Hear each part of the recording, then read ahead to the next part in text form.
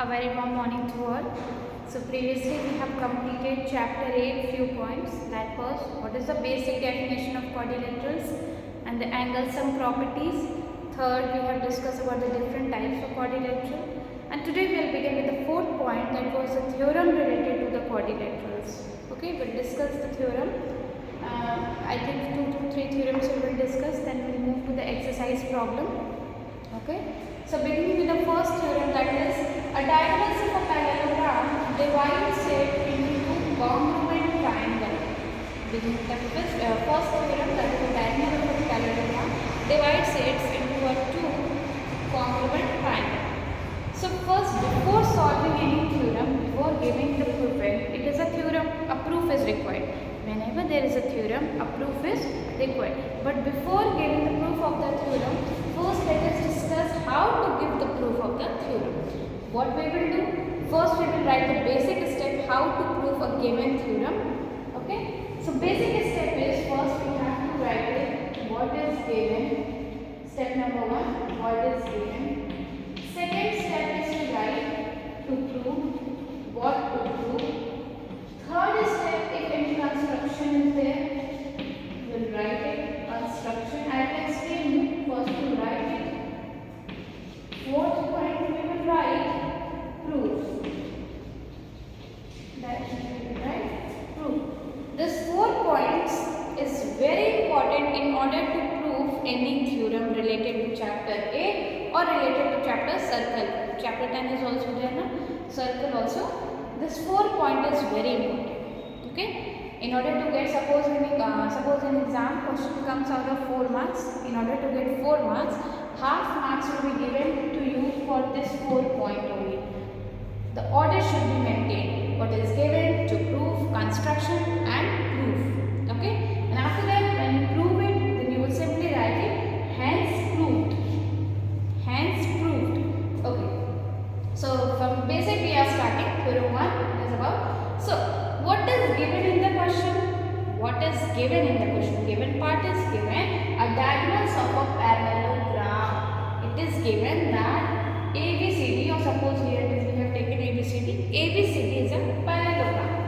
So in the given portion we can write ABCD is a parallelogram. That is given. Okay. Now what we have to prove? A diagonals of a parallelogram divides it into two congruent triangles. Diagonals, where is the diagonal? Either AC is the diagonal or BD is the diagonal. Any one we can take. Answer will be same only. Proof will be same only. Suppose we are considering AC as a diagonal. So it has to show to prove AC divides triangle. Suppose this is the AC, or AC divides triangle. Which two triangles? ADC and triangle. Okay, ABC. AC divides triangle ADC and ABC into two congruent triangles. Congruent means we have to prove, where we have studied chapter 7, the congruency rule. In order to prove the two triangles are equal, we use any of the 4 or 5 criteria. From there we have to prove that it is a congruent triangle. Okay. Construction part. What is construction here? Any sort of construction is needed? Yes. Construction is needed. Why? Because it is simply given a quadrilateral ABCD. What construction is required? In order to show the diagonals, we need to do the construction. So suppose we are doing, whenever you do construction, mark it with a dotted line. What is the construction part?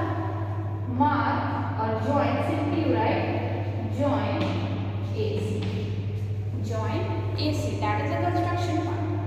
Now we will start our proof. Whenever we have to start the proof, first we write down whichever two triangles you have to prove it congruent. Start from that point only. How? Write like this. In triangle ADC and triangle ABC. Now, first step, in triangle ADC and ABC. What we can say in triangle ADC means this triangle and ABC means this triangle. What we can say? We can say this is equals to this. How? First we write down.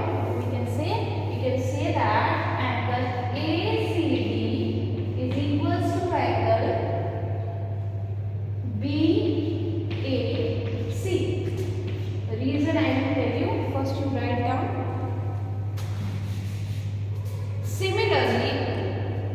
Similarly, second point, that is this one is equals to this one. What we can say? Angle DAC is equals to angle. Okay. What is equals to angle ACB? ACB. Why? How we are taking these 3 points? How we are writing A, C, D, B, A, C? How we are writing? Listen, whenever we have to observe, whichever we are marking as an angle, that should be in the middle. That should be in the middle. Suppose we are taking A, C, D. Look at it here. A, then we have to show this one. We have to give the importance to this angle. So we have taken it in the middle. So whichever angle you have to take the importance, you have to take it in the middle. So A, C, then D. B, A, C. B, A in the middle, then C. Importance to these two, so we have taken. Similarly for the second also. So how we have said that these two angles are equal? Very simple. It is because of the alternate interior, and we have studied in chapter 6 also. That is alternate interior. And 6 and 7 we have used the properties of the triangles from angles, right and angles. Alternate interior angle. Alternate means like this, the shape of Z.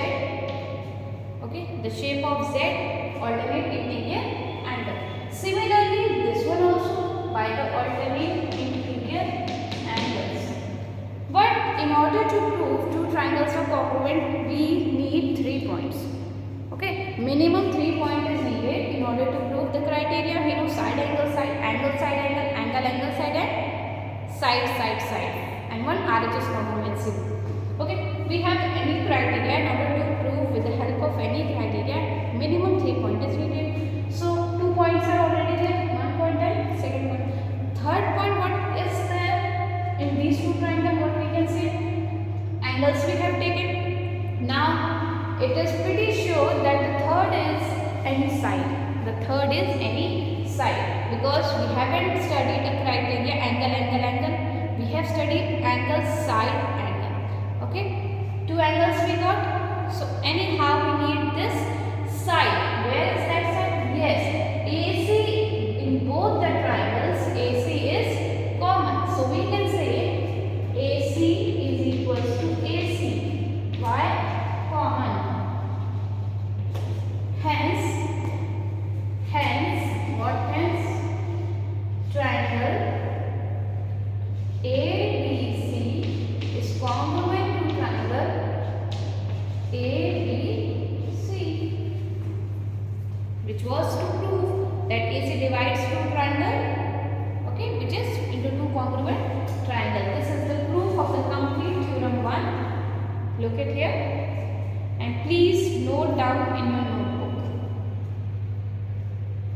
This is theorem 1. So understood how to proceed for any question? Okay, don't be panic for the simple based question, because this is the base. This is the base. From here when we will start, you will come to know how to discuss or how to solve the questions related to exercise 8.1 or 8.2 or whatever theorem it is from quadrilateral part. We can prove it very easily with the help of these steps. What to write, when to write, what to prove, and how to prove, how to proceed. Okay, so this is very important in order to write the proof of any theorem. Since it is theorem, proof is required. So in order to prove the theorem, all the basic steps are required. Then only you will get a full marks. This is the way how to prove a given theorem. Okay, note down. After this, we'll discuss the next theorem in the next video. I think video is coming too long. We'll discuss it in the next video. Till then, thank you.